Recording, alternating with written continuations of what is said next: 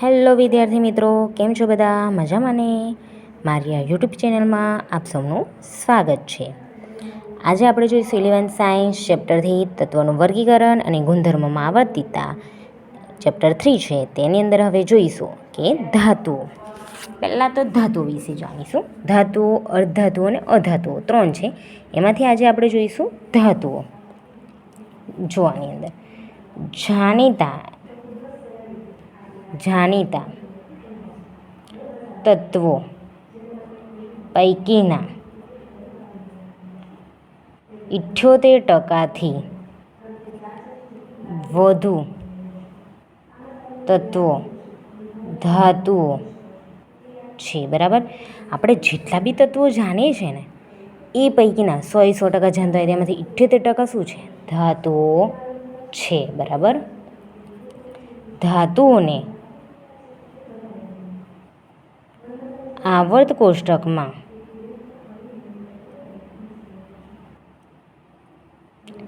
ડાબી બાજુ દર્શાવે છે. બરાબર, ધાતુઓ ખરીને એના આવર્તમાં કઈ દર્શાવે? ડાબી બાજુ. આ ડાબી બાજુ છે, આ જમણી બાજુ. તો જેટલી બી ધાતુઓ હશે ને એને કઈ બાજુ? આ બાજુ દર્શાવશે. બરાબર, આ બાજુ દર્શાવી હશે. અહીંયા આ ડાબી છે, આ જમણી છે, તો ધાતુઓને આ બાજુ દર્શાવી હશે. બરાબર, જુઓ હવે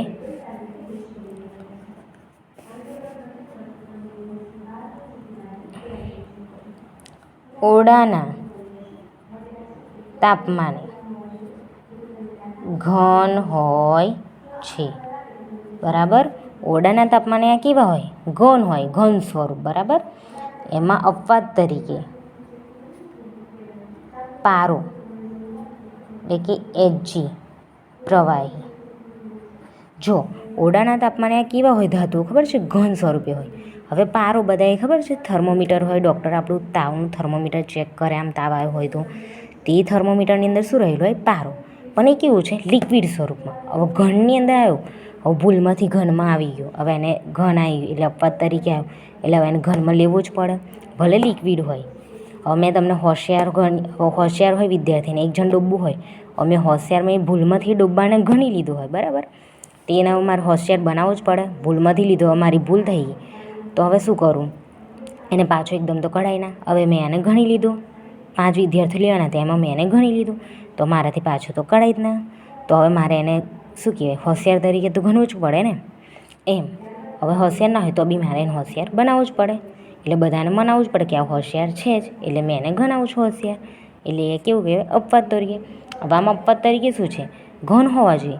પણ પારો શું છે? લિક્વિડ એટલે કે પ્રવાહી છે, પણ શેમાં આવી ગયો? ઘનમાં આવી ગયો. બરાબર, હવે જો ગલનબિંદુ અને ઉત્કલન બિંદુ ઊંચા હોય છે. ગલનબિંદુ અને ઉત્કલન બિંદુ કેવા હોય? ઊંચા હોય છે. બરાબર, આમાં ધાતુઓના છે ને ગલનબિંદુ અને ઉત્કલન બિંદુ કેવા હોય? ઊંચા હોય. બરાબર, ગલનબિંદુ કોને કહેવાય ખબર? આપણે પ્રેક્ટિકલમાં આપણે વાપરીએ છીએ. પ્રેક્ટિકલમાં છે ને આમ બર્નર હોય, પછી એ સળગે, પછી એની અંદર છે ને ઘન પદાર્થ હોય. હવે જેમ જેમ ઓગળે ને એવા કેટલા તાપમાને ઓગળ્યું ને એને કહેવાય ગલનબિંદુ. હવે એક લિક્વિડ હોય, આ બર્નર પર લિક્વિડ છે. બરાબર, આ લિક્વિડ મૂક્યું. હવે એની જોડે થર્મોમીટર, અહીંયા બી થર્મોમીટર હોય. થર્મોમીટરને એની પાતળી કાચની નળી જોડેલી. આ લિક્વિડ ખરું ને એ ગરમ થાય ને તો એક બબલ, 2, 3, 4 એમ ફટાફટ જેવા આવવા મળે ને એવું થર્મોમીટર માપે કે કેટલાય બબલ આવવા મળે. તેને કહેવાય ઉત્કલન બિંદુ. જો ઘન પદાર્થ ઓગળે તો એને ગલનબિંદુ કહેવાય. બરાબર, પ્રેક્ટિકલમાં કયા તાપમાને ઓગળે તો ગલનબિંદુ કહેવાય. અને લિક્વિડ હોય એમાં બબલ આવવા મળે તો કેટલા તાપમાને બબલ આવ્યું તેને કહેવાય ઉત્કલન બિંદુ. ઘન પદાર્થનું તાપમાન જો માપવું હોય તેને ગલનબિંદુમાં મપાય. પ્રવાહીનું તાપમાન માપવું હોય તેને ઉત્કલન બિંદુમાં મપાય. બરાબર, હવે આના કેવા છે? ધાતુઓના ગલનબિંદુ અને ઉત્કલન બિંદુ કેવા હોય? ઊંચા. પરંતુ હવે અપવાદ તરીકે આની અંદર શું આવી ગયું? અપવાદ તરીકે સીઝિયમ અને શું આવી ગયા ગેલિયમ. ગલન બિંદુ ખૂબ નીચા. જો આના ઉત્કલન બિંદુ કેવા હોય, ગલન બિંદુનું ઉત્કલન બિંદુ ઊંચા હોય, પણ હવે અપવાદ તરીકે એને શું લઈ લીધું, ભૂલથી એને સીઝિયમ ને ગેલિયમ લઈ લીધા, જેના ગલન બિંદુ કેવા છે નીચા છે, પણ હવે ભૂલમાંથી આ લોકોએ ધાતુઓમાં લઈ લીધા અને એ બી ઊંચા ગલન બિંદુમાં, જ્યારે કે આનું ગલન બિંદુ નીચું છે. હવે મેં તમને આગળ વાત કરી એમ જ કે હોશિયાર છે ને એની અંદર મેં ડબ્બો લઈ લીધો તો એને ડબ્બો તો ગણી જ ના શકું. હવે હોશિયારમાં જ ગણાય.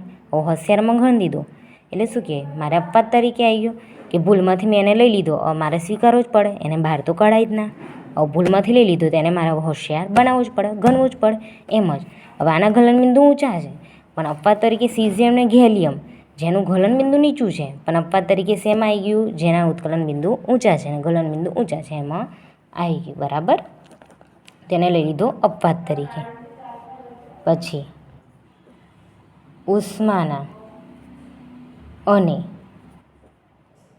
વિદ્યુતના સુવાહક હોય છે. બરાબર, ઉષ્મા એટલે કે હીટ, ગરમી, ઉષ્માના અને વિદ્યુત એટલે કે જેમાંથી કરંટ પસાર થાય, વીજળી મળે, એને શું કહેવાય વિદ્યુત.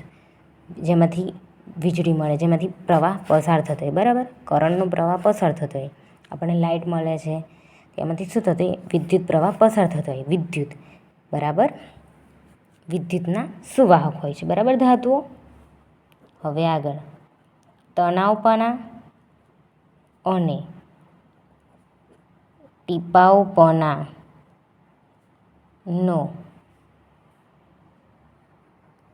ગુણધર્મ ધરાવે છે. જો હવે આનું ગુણધર્મ કેવું છે, તણાવપણા એટલે કે જેમાંથી તાર ખેંચાઈ શકવાનો ગુણ હોય. હવે આ તણાવપણા એટલે જેમાંથી તાર ખેંચી શકીએ એવા. અને ટીપાઉપણા એટલે હથોડાવાળી ટીપાઈને પાતળા પતરા બની શકવાનો ગુણ.